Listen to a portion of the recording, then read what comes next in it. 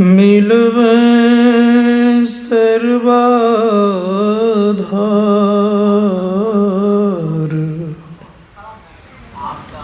मंगलमय मंगल करन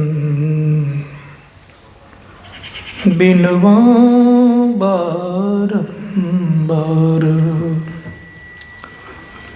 धन्य धन्य सतगुरु सुखदा महिमा कही न जाए।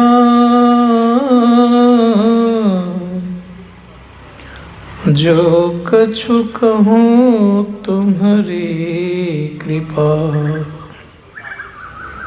मोते कछु न वसाए। एक बार प्रेम से बोलिए श्री सद्गुरु।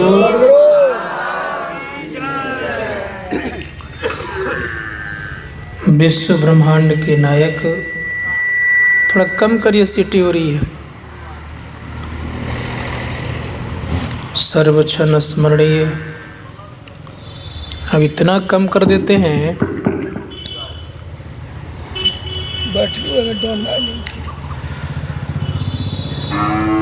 सर्वक्षण स्मरणीय, ठीक है, रहने दीजिए। सदगुरु महाराज के गलपाद पद्मों में कोटि सह नमन। प्रेम सम्माननीय, परमादरणीय, पूजनीय और बड़े ही विनम्र और विनयशील वयोवृद्ध और ज्ञान वृद्ध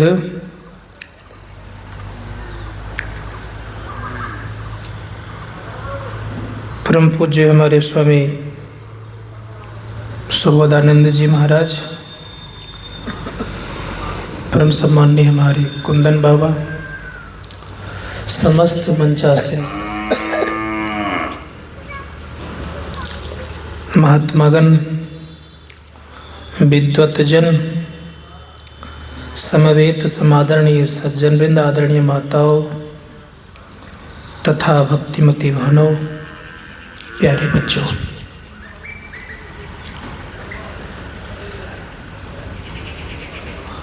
जीवन में याद रखेंगे सबको ही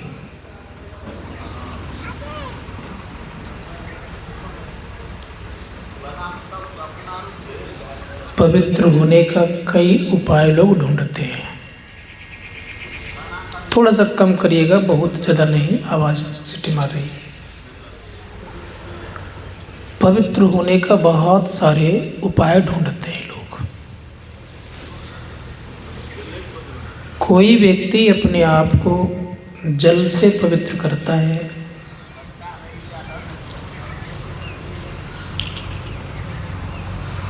कोई व्यक्ति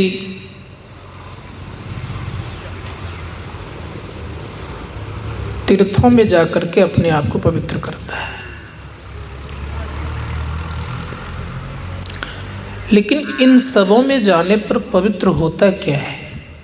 जल से पवित्र होता है तन, और तीर्थों में जाने से भी पवित्र होता है तन, मन पवित्र नहीं होता है। तो उपनिषद कारणी कहा, ज्ञान शौचम परित्यज्य। ज्ञान शौच से बढ़कर के संसार में और कोई दूसरा पवित्र करने वाला नहीं है।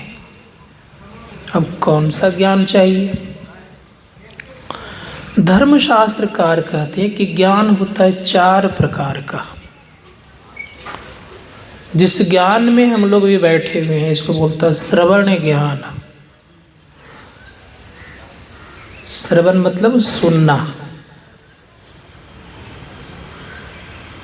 ज्ञान मतलब जानना।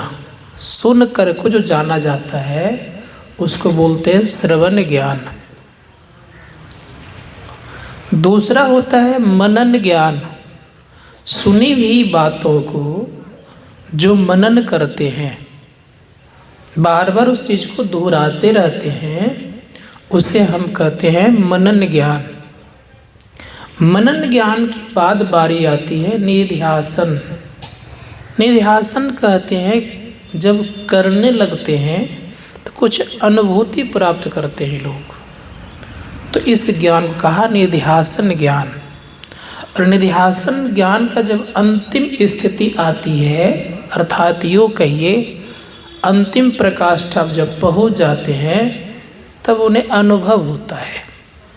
इसलिए धर्मशास्त्रकार कहते हैं कि प्रैक्टिकल ज्ञान है निधिध्यासन ज्ञान। प्रयोगशाला में गए, दो आपको सिद्धांत दिया गया, सूत्र दिया गया कि इसको ऐसे करो तो ये बन जाएगा। जैसे कार्बन डाइऑक्साइड को बनाना है तो कार्बन चाहिए और ऑक्साइड चाहिए, दोनों को मिलाए तो कार्बन डाइऑक्साइड हो गया।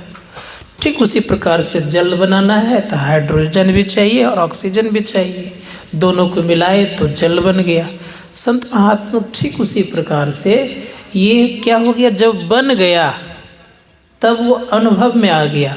जब तक आप काम कर रहे थे तब तक वो क्या था, प्रैक्टिकल कर रहे थे, अर्थात निधिध्यासन काम कर रहे थे, लेकिन अनुभव में नहीं था। संत महात्मा जब बन करके तैयार हो गया तो आपको एक आनंद भी आया, खुशियाँ भी आई कि अरे मैंने जल बना दिया, मैंने क्या कि कार्बन डाइऑक्साइड बना दिया। तो ठीक इसी प्रकार से ये जब ज्ञान होता है तो अंतिम ज्ञान कहलाता अनुभव ज्ञान। और अनुभव ज्ञान कभी खत्म होता नहीं है। धर्मशास्त्रकार कहता अनुभव ज्ञान से ही लोग पवित्र होते, परम पवित्र होता है। अनुभव ज्ञान जैसे हो जाएगा तो आप कैसे हो जाएंगे। धर्मशास्त्रकार कहता अनुभव ज्ञान केवल आत्मा को है। निध्यासन ज्ञान, मनन ज्ञान और श्रवण ज्ञान ये इंद्रियां संबंधित ज्ञान है। ठीक है, धर्मशास्त्रकार कहते ये इंद्रियों को ज्ञान प्राप्त होता है, लेकिन अनुभव ज्ञान केवल आत्मा को पता है। और वो ज्ञान की स्थिति कैसी है, अब कह रहे हैं कि श्रवण ज्ञान जो है यह ज्ञान कैसा, तो जैसे आप देखते होंगे कभी कभी कि जब ठंडा लगता है लोगों को तो पुआल लेकर के जला करके क्या करते हैं, ठंड बुझाते हैं, आग जलाते हैं तो तापते हैं उसको, तापने के बाद कुछ गर्मी आती है। लेकिन कब तक गर्मी रहती है, जब तक वो जल रहा है तभी तक गर्मी रहती है, उसके बाद गर्मी रहती है। जैसे ही आपने जलाना बंद किया गर्मी गायब हो गई।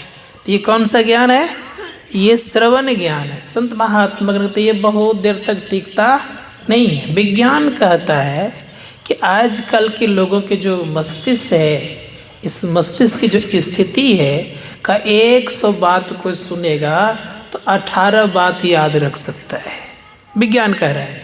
धर्मशास्त्रकार कहते हैं कि इसमें ज़्यादा रखने का स्टोरेज जो है ना, मेमोरी का कम हो गया है आजकल, उतना नहीं रख पाता है।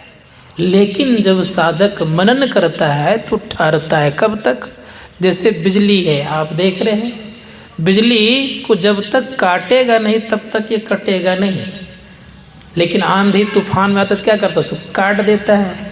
उसी प्रकार से मनन आपने किया है, कहीं जाते जाते संजोग ऐसा लगा कि आपको एकाएक ब्रेन में झटका लग गया। झटका लग गया तो आप क्या करते, भूल जाते हैं, कहाँ है नहीं है इसका पता नहीं है। परिणाम क्या होता है कि आपको बहुत दिनों के बाद, ये बहुत घंटों के बाद आपको होश में लाते हैं, तब कहते हाँ फलाने को मैं पहचान रहा हूँ। ये श्रवण ज्ञान के बाद मनन ज्ञान की स्थिति ऐसी है। धर्मशास्त्रकार कहते इसके बाद कौन सा ज्ञान है, निधिध्यासन ज्ञान का। ये कैसा ज्ञान है का, ये ज्ञान जल्दी समाप्त नहीं होता है। जैसे समुद्र में एक अग्नि है, उसका नाम है बड़वा नल, और जो इधर अग्नि इसका क्या नाम है, इसका नाम है दावा नल। तो बड़वा नल और दावा नल दोनों अग्नि ही है। संत महात्मा गण कहते कि बड़वा नल क्या करता है, तो समुद्र को मर्यादित करता है, और दावा नल के द्वारा हम लोग भोजन पकाते हैं आदि आदि। संत महात्मा गणों ने कहा कि अगर जीवन में जिनको निध्यासन ज्ञान मतलब प्रैक्टिकल ज्ञान वो करने लग गए हैं और उन्होंने कुछ करना प्रारंभ कर दिया है, जानने लग गया है, तो उनका ज्ञान कैसा है? तो कहा कि जब तक वो समुद्र में अग्नि रहती है, कौन सी अग्नि? कौन सा अग्नि मैंने कहा अभी? दाहबा नल कि बड़वा नल? कौन सा कहा मैंने अभी? बड़वा नल। कहाँ रहता है वो अग्नि? समुद्र में।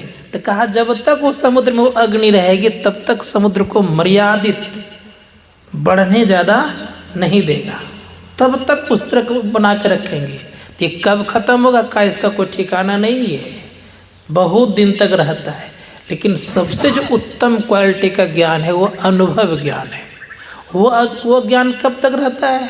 का महाप्रलय की अग्नि की तरह वो ज्ञान होता है। कब महाप्रलय होगा इसका कोई ठिकाना नहीं है। संत महात्मा गण कहते 4 प्रकार के ज्ञान के द्वारा लोग बढ़ते हैं। शुद्ध करने का पहला परिणाम क्या है? तो श्रवण, सुनेंगे तो आपको ज्ञान होगा। सुन सुन करके लोग ज्ञान, तो पहले के लोग सुन सुन करके याद रखते थे। इसीलिए वेद का एक नाम श्रुति भी है। क्या नाम है? श्रुति। क्योंकि सुन करके याद रखते थे। उस समय ग्रंथ नहीं बना था, ग्रंथ बाद में बना। उसमें लोग सबके सब जितने ऋषि मुनि थे तो सब कोई कहाँ रखते थे? तो मस्तिष्क में रखते थे। सुन सुन के कब तक चलते रहा? भगवान बुद्ध तक में ये स्थिति बनी रही। भगवान बुद्ध के अनुयायी रहे तो वो भी सुन सुन करके याद रखते थे। लेकिन जब भगवान बुद्ध से नीचे आया, धीरे धीरे लोगों की मेमोरी अर्थात स्मरण शक्ति घटती गई और घटते घटते अब तो बहुत घट गए लोग। संतों ने कहा कि अगर चाहते हैं जीवन में कुछ करने के लिए तो ज्ञान को बढ़ाइए।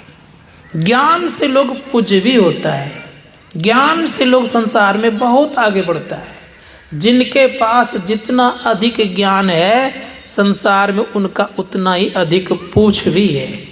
चाहते हैं कि मेरी पूछ हो, मेरा पूछ हो। भारत के लोग पूछवाने के लिए क्या नहीं करते हैं लोग, समझ गए? लेकिन अगर पूछवाना अपने आप को तो ज्ञान को बढ़ाइए। ज्ञान में वृद्धि होगा तो सबको पूछेंगे, लेकिन एक व्यक्ति आपको नहीं पूछेंगे। कौन? जो हठी टाइप के होंगे, इसको बोलते हैं मूर्ख, वो आपको पूछने, वो कहेगा हम तुमसे ज़्यादा है। समझ गए? वो मूर्ख आपसे सदा के लिए वो आगे रहना चाहेगा क्योंकि उसका स्वभाव ही है। तो कुछ लोग ऐसे हठी टाइप के होते हैं कि वो नहीं जानते हैं। लेकिन मैं इतना जरूर कहूँगा कि ज्ञान की तरफ बढ़े। अब ज्ञान कैसे प्राप्त होगा? धर्मशास्त्र कार्य करते सुन सुन करके जो ज्ञान करते हैं, श्रवण ज्ञान और मनन ज्ञान, उसके बाद निध्यासन ज्ञान। अनुभव ज्ञान कैसे प्राप्त होगा? ऋषि मुनियों का अनुभव ज्ञान प्राप्त होता है ऐसे जैसे आप अनुभव ज्ञान किन को प्राप्त होता है? आत्मा को। तो आत्मा को प्राप्त जब अनुभव ज्ञान होगा तो क्या करना पड़ेगा?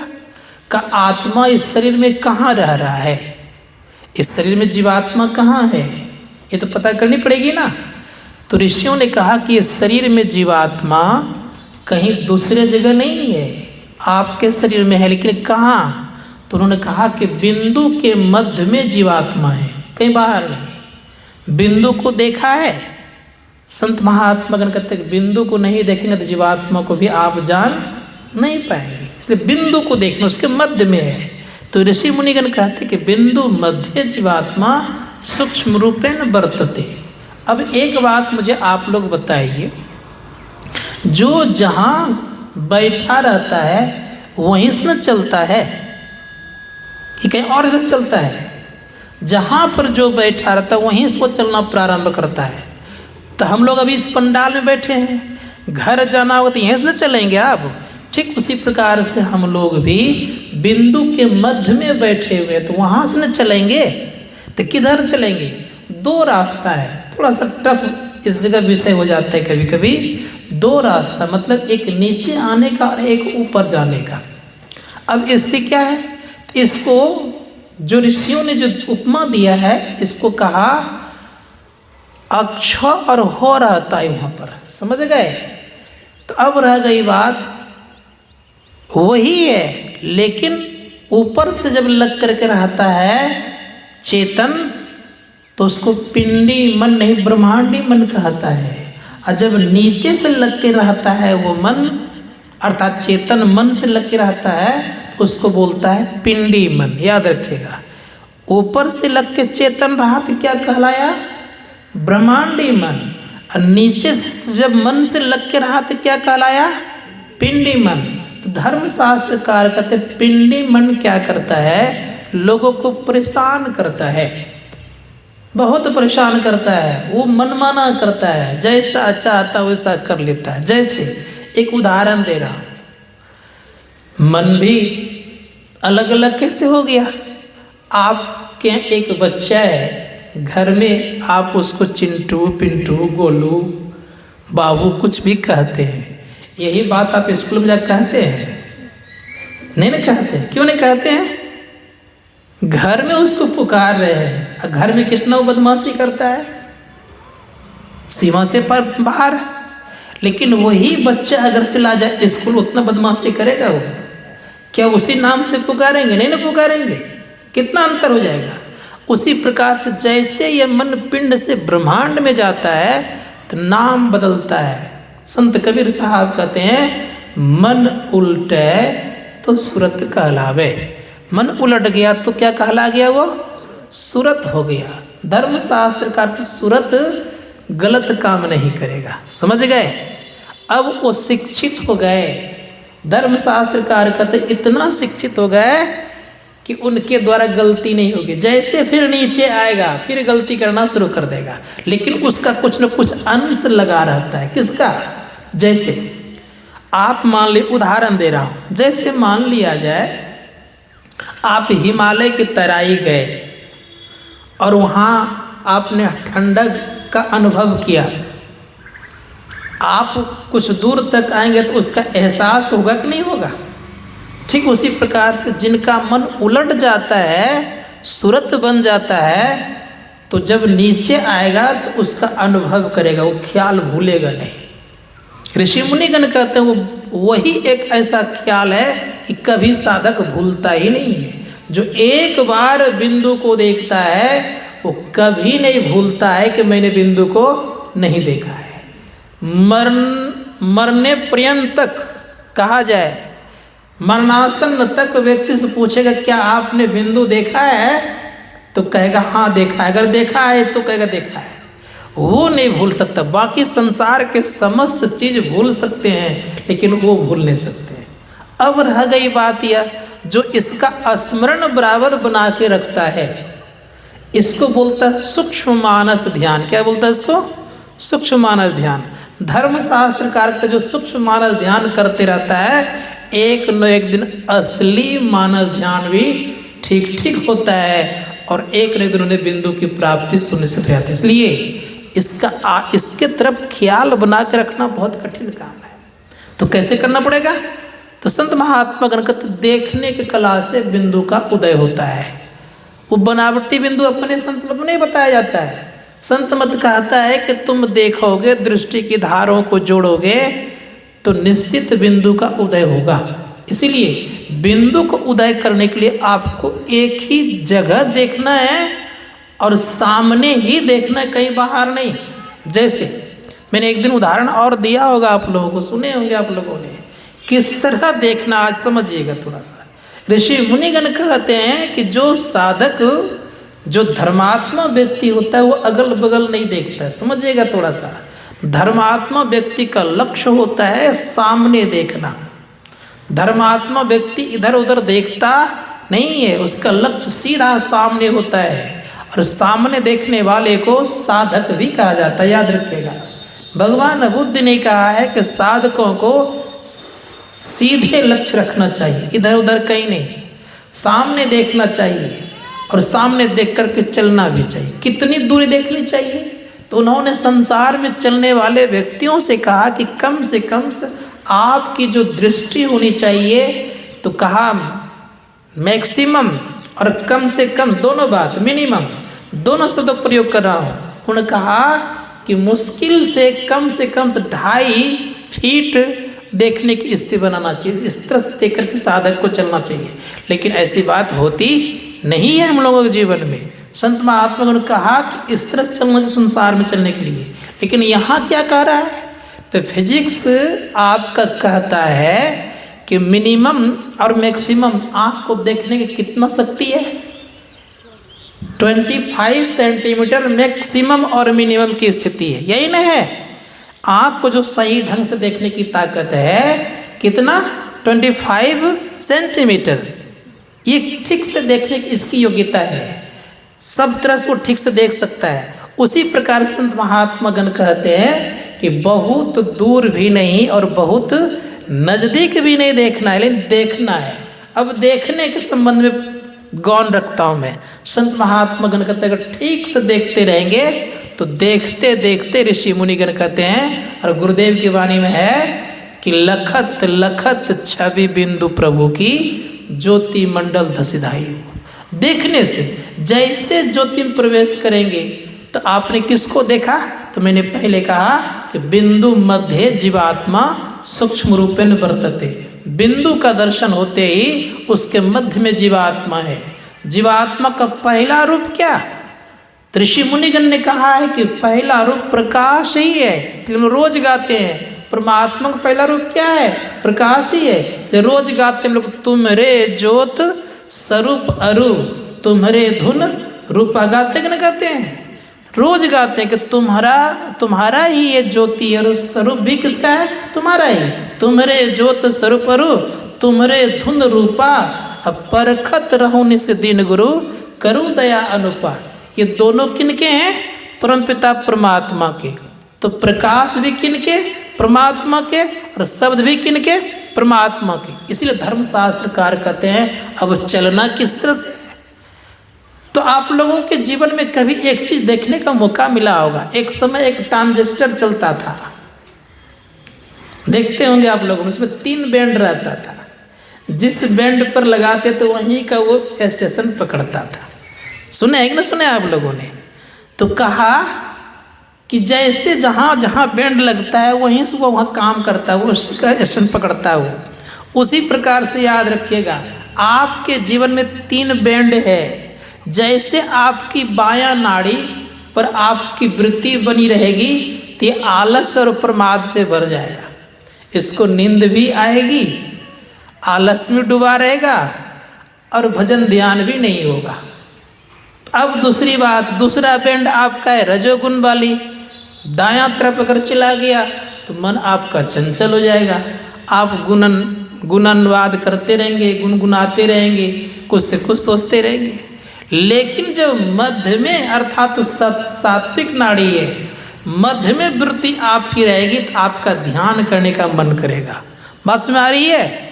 इधर उधर रहेगा तो ध्यान करने का मन नहीं होगा, लेकिन जैसे मध्य में आपकी वृत्ति होगी तो आप ध्यान कर लेंगे, आपका ध्यान होना सुनिश्चित होगा। इसीलिए आप लोग कभी कभी बोलते हैं आकर के, किन्हीं महात्मा के पास बोलते होंगे कि बैठते हैं ध्यान करने में मन लगता नहीं है। क्यों ना लगता है कि बैंड हमने चेंज कर दिया है, चाहे बायां तरफ चला गया या तो दायां तरफ चला गया है, इसी कारण से ध्यान करने में मन लगता नहीं है। जो व्यक्ति सीधे अर्थात सात्विकी गुण में बरतेगा उनका ध्यान करने का मन करेगा। इसलिए गुरु महाराज कहते हैं अगल बगल कहीं दृष्टि न डोले, सन्मुख बिंदु पकड़ लागी, सुखमनिया मेमोरी नजर लागी। धर्मशास्त्रकार कहते हैं कि जो अगल बगल को हटा देगा, केवल बीचों बीच पकड़ेगा, उनका ध्यान बनेगा, और ध्यान से जब उठेगा तो वो आगे बढ़ेगा। अब रह गई बात, सब समय सब दिन एक रंग का ध्यानाभ्यास या ध्यान नहीं कर सकते। क्यों नहीं कर सकते, इसके पीछे क्या कारण है? इसके पीछे कारण ये है कि हम लोगों के जीवन में कई तरह के वातावरण आते हैं, कभी वातावरण का, कभी खान पान का, कभी संगति का मन पर प्रभाव पड़ जाता है। इसी कारण से ध्यानाभ्यास में एक तरह की स्थिति सब दिन नहीं हो पाती है। धन संत महात्मा गण कहते हैं इसके लिए क्या करना पड़ेगा, कहा कि संसार में चलने के लिए आपको संभल के चलना पड़ेगा। अब रह गई बात, संगति का सबसे ज़्यादा असर पड़ता है। क्या पड़ता है संगति का असर ज़्यादा? तो एक उदाहरण देता हूँ मैं आप लोगों को। जैसे आप किसी शराब पीने की संगति कर ले, शराब पीने वाले की संगति आप कर लेंगे, शराब पीने वाले के संग में उठना बैठना होने लग जाएगा, तो उसके जो सेल होते हैं वो आपको खींच लेगा। क्यों? तमोगुणी प्रवृत्ति लोगों को ज़्यादा प्रभावित करता है, रजोगुण भी करता है, और सात्विकी गुण जो होता है वो ज़्यादा प्रभावित आपको नहीं करेगा, क्योंकि वो एक अलग स्थिति होती है, वो खींचता नहीं है, लेकिन ये दो खींच लेता है, रजोगुण और तमोगुण वाला, ये आपको उस तरह से कर देगा। इसलिए ऋषियों ने कहा कि ऐसे गुण वाला अगर दिख जाए तो उनसे थोड़ा दूरी बनाना चाहिए। जैसे आप दूरी बनाएंगे तो मन आपका ठीक रहेगा। अगर उनके तरह आप मिलजुल गए तो समझिएगा कि वो भजन में बाधा पहुंचाएगा ही। इसीलिए आप देखते होंगे महात्मा लोग बड़े पवित्रता ढंग से रहते हैं, संयमित रहते हैं, एकांत रहते हैं। यही वजह है। तो ऋषि मुनिगण कहते हैं कि जब तक आप संसार में हैं, चाहते कि मुझे भजन में तरक्की मिले, तो आपको परहेज करना पड़ेगा, संयमित जिंदगी जीना पड़ेगा, और नहीं तो फिर दिक्कत होगी। लोग कभी कभी कहते हैं ना, अरे जहर खाने से मरता है, छूने से तो नहीं मरता है ना, कहते हैं लोग ऐसा। लेकिन याद रखिएगा, जहर अलग चीज़ है और संगति अलग चीज़ है। आप बहुत अच्छे व्यक्ति हैं, सुनाता हूँ प्रसंग एक आपको, संगति कितना असर पड़ता है भजन ध्यान पर।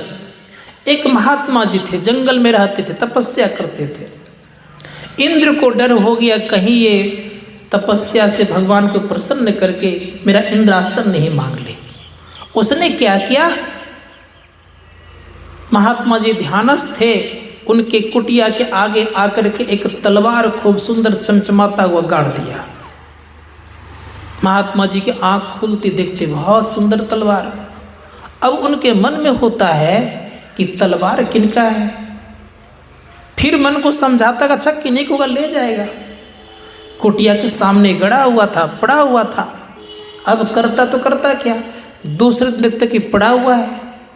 तो महात्मा जी के मन में होता है कि अच्छा देखते हैं तलवार कैसा है। अब वो ध्यान पर से उठा, तलवार को देखा निकाल के, तो बहुत उसमें तीक्ष्ण धार था। फिर रख दिया। जब फिर रख दिया तो फिर तीसरे दिन मन में होता है इसमें धार कितना ट्राई करना चाहिए। तो कोशिश किया उसने, तो एक डाल को काटा तो छट से कट गया। अरे बहुत सुंदर धार इसमें। फिर रख दिया। अब उस महात्मा जी के मन में होगा कुटिया के बगल में बहुत सारा डाल लगा हुआ है, कुटिया झप गया है, क्यों न डाल को छांट दिया जाए। अब छांटना प्रारंभ कर दिया उसने। अब जो ही काटना प्रारंभ कर दे, काटने में उसको मन लग गया। अब पूरे जंगल को काटने लग गया। अब जो कोई उस होकर के आवे या जावे सबको काटना प्रारंभ कर दे। एक नंबर का हिंसक बन गया। अर्थात था क्या कर रहा था वो, साधु था, वो साधना कर रहा था, लेकिन एक नंबर का हिंसक बन गया। अब विचार करके देखिए क्या स्थिति हो गई। संगति ने क्या कर दिया। इसीलिए साधना करने क्रम में संगति अगर आपकी ठीक नहीं है तो साधना नहीं कर सकते। दूसरी बात, और कोई महात्मा का संग भी रह रहे हैं और महात्मा एक नंबर का गप्पी है, तो आपको गप्पी बना देगा वो। इसे संत महात्मा गण कहते हैं कि साधना करने क्रम में सावधानी रखना बहुत जरूरी है। जितना आप संयमित रहेंगे, मन को जितना संभाल करके चलेंगे, मंत्र से करना क्या है, तो ऋषि मन से क्या करना है, ऋषि मुनिगण कहते हैं मन को मंत्र में लगा कर रखेंगे तो एक काम आप करते रहेंगे। हर वक्त कोशिश करना चाहिए कि मन को मंत्र में लगा के रखना चाहिए। जो साधक मन को मंत्र में लगा के रखेगा तो भक्ति का नींव मजबूत करेगा। वो भक्ति का नींव क्या है मजबूत, मंत्र को मन में मंत्र को लगा के रखने का तात्पर्य है, गुरुदेव कहते हैं कि सर्व क्षण गुरु मन ज्यों में ही रहे हो, निश्चय निर्माण पद संत सब कहे हो। कहा जितने संत हैं सबों ने कहा है कि जिनका मन गुरु मंत्र में लगा रहता है उस व्यक्ति को एक न एक दिन निश्चय निर्वाण पद की प्राप्ति होकर के ही रहेगी। इस धर्मशास्त्रकार कहते हैं कि मंत्र को लगा के रखना चाहिए। अब ऋषि मुनियों ने कहा नींद कितना अच्छा है, इतना अच्छा नींद है कि ध्यान करने बैठेंगे पता ही नहीं चला कितना समय बचेगी, कितना समय हो गया। तो नींद से बचना चाहिए, और नींद और आलस से बचते रहेंगे तो बहुत आगे आप बढ़ेंगे। तो इस दोनों से बचने का प्रयास क्या करना चाहिए? तो कहा रात्रि काल में भोजन पर नियंत्रण होना चाहिए। भोजन कितना? हमारे गुरु महाराज के विषय में थोड़ा सा बताऊं तो हम लोग तो बहुत खाते हैं, उसके एवज में मैं खुद कहता हूँ, दूसरे की बात तो नहीं करता, मैं अपनी बात करता हूँ। जितना उन्होंने भोजन किया है उनके एवज हम लोग बहुत खाते हैं। कितना खाते थे? तो बहुत कम, इतने से आटा का 2 मात्र बनता था रोटी, उसमें से मुश्किल से 1 या 1.5 के आसपास खाते खाते बस हो जाता था। इतने कम खाते थे गुरुदेव। उससे क्या प्रभाव पड़ेगा?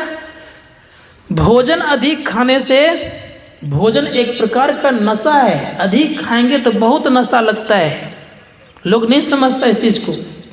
और अधिक खाने वाले की बुद्धि कैसी होती है ये भी जानना चाहिए। संत महात्मा गणों का वचन है, उन्होंने कहा बुद्धि घटे बहु भोजन किन्ना।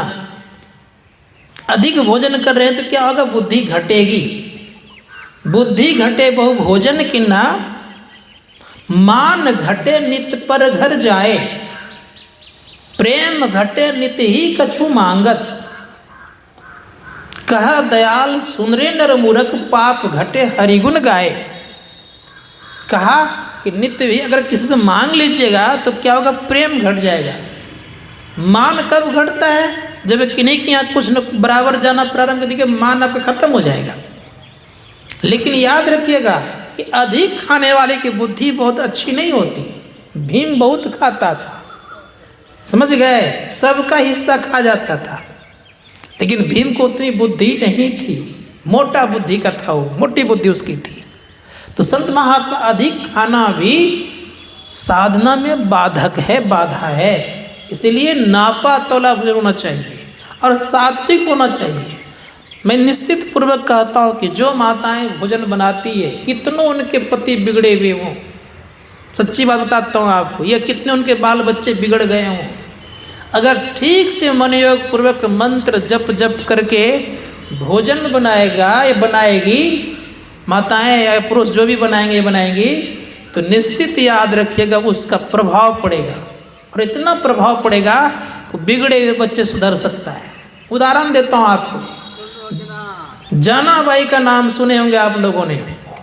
जनाबाई बड़े उच्च कोटि के साधिका थी, गरीबनी थी बेचारी, गोबर को इकट्ठा करती थी और इकट्ठा कर करके क्या करती थी? तो उबला बनाती थी। क्या बोलते हैं आप लोग इधर?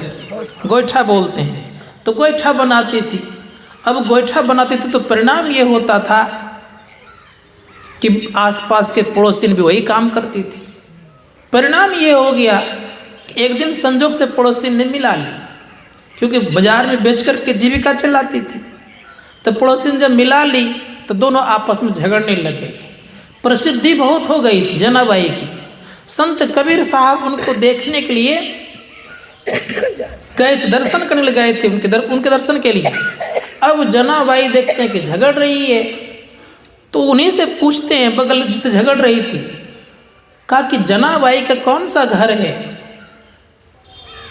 कहा जनाबाई कहाँ रहती है, जनाबाई कहाँ है? कहा देखकर यही तो है जनाबाई झगड़ा कर रही है, जैसे का झगड़ा कर रही है। जनाबाई से पूछते हैं कि बहन क्यों झगड़ रही हो? कहा महाराज जी सुनिए, बात यह है कि मैं एक गरीबनी हूँ, मेरी ज़िंदगी गरीबी में व्यतीत होती है। मैं उबला बनाती हूँ, अर्थात गोईठा बनाती हूँ, बाजार में बेचती हूँ, उससे जो पैसा होता जीविका चलती है मेरी। आइए मेरा ये जो है गोईठा मिला ली है। कब तुम्हारे गोईठे का क्या प्रमाण है कि तुम्हारा गोईठा मिला ली है? हम मेरे गोईठे से हे विट्ठल की आवाज़ आती है। कैसे मान जाऊं मैं? आप सुनिए, देखिए, कान लगा कर देखिए, आती कि नहीं आवाज आती है। तो संत कबीर साहब ने क्या किया कि कान के पास वो गोईठा ले जाते थे, देखते थे जिससे हे विट्ठल की आवाज़ तो उसको अलग करते थे, जिसमें आवाज़ नहीं उसको अलग कर देते थे। एवं प्रकार से जितना गोईठा में हे विट्ठल की आवाज़ थी वो जनाबाई की थी, और बाकी जिनमें आवाज़ थी वो किनकी थी? वो दूसरे की थी। संत महात्मा गण कहते हैं कि जब मंत्र जाप कहाँ घुस रहा है? गोईठे में, तो भोजन में प्रवेश नहीं करेगा, करेगा नहीं करेगा। इसलिए संत महात्मा गण ने कहा कि जो मंत्र जाप करके भोजन बनाएगा या बनाएंगी, तो निश्चित याद रखिएगा उस भोजन में मंत्र का प्रभाव प्रवेश किया हुआ रहेगा। और प्रभाव के कारण बता देता हूँ कि वह व्यक्ति निश्चित भोजन करेगा तो सुधरेगा। इसे धर्मशास्त्रकार कहते हैं कि भोजन सुधारने के लिए अर्थात व्यक्ति को सुधारने के लिए भोजन ठीक से बनाए घर में। लेकिन एक बात याद रखिएगा, मुझे कहना नहीं चाहिए लेकिन कह देता हूँ, हम लोगों के समाज में क्या होता है, अर्थात बिहार के रहने वाले में क्या स्थिति होती है कि बिना नहाए धोए किचन में प्रवेश कर जाता है। ये नियम है बिहार के स्थिति में। लेकिन आप दूसरे प्रांत में जाएंगे तो बिना नहाए धोए रसोई घर में प्रवेश नहीं करेंगे, क्योंकि रसोई घर को वो एक प्रकार का देवस्थान मानता है। जब भी कभी आप बच्चों को अच्छे बनाना चाहते हैं, परिवार को सुशिक्षित करना चाहते हैं, तो भोजन को ठीक कीजिए जीवन में। भोजन सबसे अच्छा औषधालय भी है, भोजन सबसे अच्छा देवालय भी है, और भोजन सबसे अच्छा उपाय भी जीवन का है। जैसा खाते हैं अन्न वैसा ही होता है मन। जिस तरह का भोजन बनाने वाले व्यक्ति होगा उस तरह का भोजन में गुण होगा और उसका असर करेगा। जैसे कोई व्यक्ति क्रोध में आकर के भोजन बना रहा है, चाहे बना रही है, तो परिणाम याद रखिएगा उस भोजन में क्रोध की आवेश प्रवेश रहेगा, खाने वाले को क्रोध आएगा ही। कोई व्यक्ति प्रसन्न चित्त से अर्थात प्रसन्न मन से भोजन बना रहा है, जाप करके बना रहा है, वो मसाला नहीं भी दिया है अधिक, तेल नहीं भी अधिक दिया है, नमक ज़्यादा नहीं है, फिर भी स्वाद लगेगा। किस कारण से? मन उनका पवित्र है, और पवित्र मन से किया हुआ कार्य बहुत उत्तम होता है। संत महात्मा ने कहा इसीलिए मंत्र जाप कर कर के भोजन बनाना चाहिए और स्नान करके रसोई घर में प्रवेश करना चाहिए। इतना ख्याल रखिए, जब ऐसा आप करेंगे तो निश्चित याद देखिएगा आपका दिन भर मन बड़ा प्रसन्न रहेगा, क्योंकि भोजन पर ही ये जीवन चलता है। भोजन नहीं ठीक तो जीवन ठीक नहीं। जिनका शरीर आलस से भरा पड़ा रहेगा और वो भोजन बनाएगा तो कैसे बाल बच्चे में फुर्ती और तंदुरुस्ती आएगी। इसीलिए कोशिश कीजिए जीवन में यह कि बच्चे में रौनकता चाहते हैं, बच्चे अच्छे दिमाग वाला हो, तो ख्याल करिए यह कि भोजनालय को ठीक कीजिए, सुधारिए उसको, रसोई घर को बढ़िया बनाइए। और बहुत सारी ऐसी चीज़ें हैं कि जिनका भोजन सुधर जाता है उनका भजन भी सुधर जाता है। भोजन नहीं सुधरेगा तो भजन सुधरने की संभावना मत रखिए। यहाँ तक कोशिश कीजिए कि पानी भी हम पिए तो मंत्र का जाप करते रहें, भोजन भी करें तो अपने इष्ट का ख्याल कर करके भोजन करें। संत महात्मा गण कहते ऐसी अगर स्थिति आ जाएगी तो आपका मन धीरे धीरे भजन के तरफ लगेगा, और लगते लगते आपकी दृष्टि भी सिमटेगी, और परिणाम ये होगा कि दृष्टि सिमटने से आपके भीतर में प्रकाश का उदय होगा, और प्रकाश के उदय होने से उसमें शब्द की प्राप्ति होगी। इसलिए संत महात्मा गण कहते हैं कि कोशिश कीजिए कि हम अपने विचारों को बदलें और अच्छी जिंदगी जिएं। इससे और अच्छी कोई जिंदगी हो नहीं सकती। धर्मशास्त्रकार कहते हैं केवल खाने के लिए जीवन नहीं मिला है। अगर खाने के लिए जीवन मिला होता तो देख लीजिए स्थिति, खाने वाले संसार में बहुत है, क्या किसी की कोई जिंदगी रही क्या? इसलिए कोशिश की जीवन में कि खाने के लिए केवल जीवन नहीं मिला है, इतना ख्याल रखिए कि हम संसार में रह रहे हैं तो जीने के लिए खाएं, खाने के लिए जीना नहीं है। कितने लोग क्या करता है, खाने के लिए जीता है और जीने के लिए खाता नहीं है वो। अब रही खान पान कैसा करना चाहिए ये भी जानना चाहिए। जलंधर स्वामी जी महाराज हो गए, उन्होंने कहा थोड़ो खाए तो कल पे झल पे, घनो खा ले रोगी, अद्वैप खा के संधि विचारे, खाए को बिरला जोगी। अधिक खाने से भी रोगी बनता है, अधिक खा लेंगे तो श्वास की गति तेज हो जाएगी आपकी, और कम खाएंगे तो कमजोरी आ जाएगी। तो क्या कीजिए, दोनों में बैलेंस बनाइए और उस तरह से भोजन कीजिए। संत महात्मागण कहते हैं कि अगर ऐसा जीवन अगर बन गया आपका तो सार्थक, सही दिशा में चलेंगे आप। इसीलिए कोशिश कीजिए कि हम खान पान ठीक करें। सुनने में आप लोगों को अच्छा नहीं लगता होगा ना, कारण ये है कि खान पान ठीक नहीं करेंगे तो मुश्किल हो जाएगा, भजन नहीं कर पाएंगे। तब वही होगा, शिकारी आएगा, जाल बिछाएगा, दाना डालेगा, लोभ से फंसना नहीं। लेकिन परिणाम यह हुआ, तोता को बहुत पढ़ाया। संजोग से एक बैलिया था, सुग्गा को पकड़ पकड़ करके ले जा रहा था। एक महात्मा जी को दया आ गई कि सुग्गा को ले जाता है, पकड़ के बाजार में बेचता है। उसमें से एक सुग्गा को खरीदा उसने, संक्षेप में कह रहा हूँ, खरीदा, ले गया अपना वो कुटिया में शिकारी किसी को खरीदा गया सुग्गा था, उसको खूब पढ़ाया। खा देखो जी, शिकारी आएगा, जाल बिछाएगा, दाना डालेगा, लोभ से फंसना नहीं। सुग्गा अर्थात तोता रट लिया, इतना रट लिया कि पूरा कंठाग्र कर लिया। अब सोचने लगे कि अच्छा परीक्षा लेनी चाहिए, देखते हैं कि निपुण हुआ है कि नहीं हुआ है। छोड़ दिया जहां तोता का झुंड था। अब वो तोता को पढ़ाने लग गया, शिकारी आएगा, जाल बिछाएगा, दाना डालेगा, लोभ से फंसना नहीं। सब के सब तोता बोलने लग गया।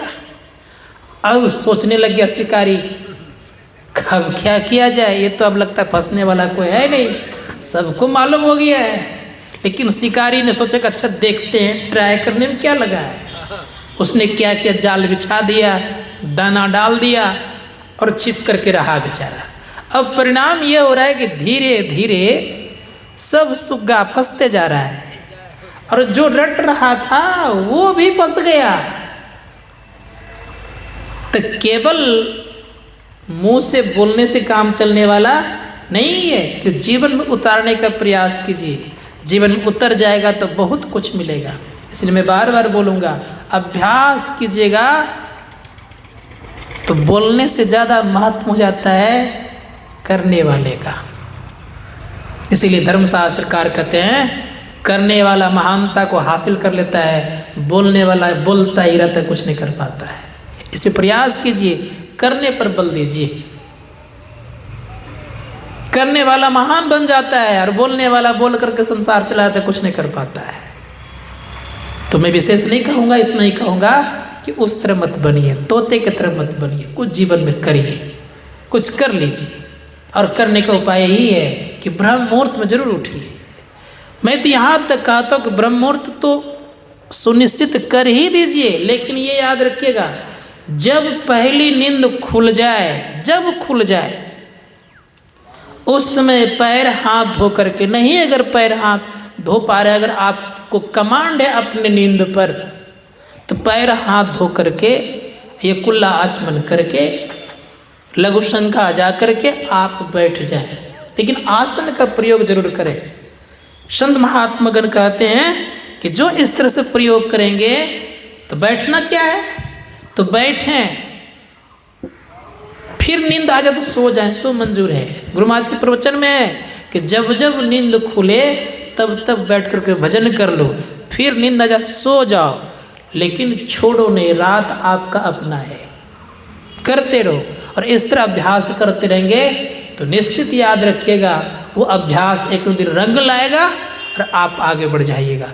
लगन कहता है इसको, जब नींद खुला तब बैठ गए, जब नींद खुल गई तब बैठ गए। इस तरह से ऐसा नहीं कि 3 बजे उठना है, सो बात नहीं है। जब नींद खुल जाए तब बैठ गए, नींद आ गई फिर सो गए। गुरु महाराज के प्रवचन में है। इसलिए मैं कह रहा हूँ कि कोशिश कीजिए कि जब नींद खुल जाए 1 बजे 2 बजे 12 बजे चाहे जितने बजे बैठ जाए, फिर नींद आए फिर सो जाइए। इस तरह से करते करते करते क्या होगा कि एक दिन आप अभ्यस्त होंगे क्या करने में, दृष्टि को मिलाने में। और दृष्टि जब मिल जाएगा तो ऋषि मुनिगण कहते हैं कि आप बड़े भाग्यशाली हो जाएंगे, आप जीते जागते देवता कहा जाएंगे। संत महात्मा गणों ने कहा कि कोशिश कीजिए कि ऐसा काम करें। और मैं कह रहा हूँ इस जीवन में कम से कम से अगर कुछ नहीं कर पा रहे हैं तो देवता तो जरूर जिंदे में बन जाइए। मरने की आशा तो नहीं रखे कभी भी कि मरने पर हम देवता बने। जिंदे में आशा देवता बन जाइए इस जीवन में। आगे तो बात की बात रही। इस धर्मशास्त्रकार कहते हैं कोशिश कीजिए कि हम अपनी वृत्ति कहाँ ले लें, प्रकाश में कम से कम ले जाएं। इतना अगर करने को सक्षम हो जाएंगे तो निश्चित याद रखिएगा कि आगे आपको दुख ज़्यादा नहीं आएगा। और आप जब कभी भी जन्म लेंगे, जानते कहाँ लेंगे, ऋषि कुल में लेंगे। श्रीमान कुल यहाँ नहीं है। गीता कहती है कि अब वो व्यक्ति ऋषि कुल में जन्म लेगा। और ऋषि कुल में तो क्या होगा, भगवत भजन प्रारंभ बचपन से शुरू रहेगा।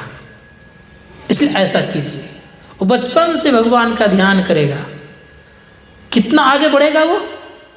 ऋषि कुल से तात्पर्य सब कुछ संपन्न भी रहता है ऋषि कुल, ऐसा नहीं कि रहता, ऐसा बात नहीं है। ऋषि कुल में जन्म हो जाएगा।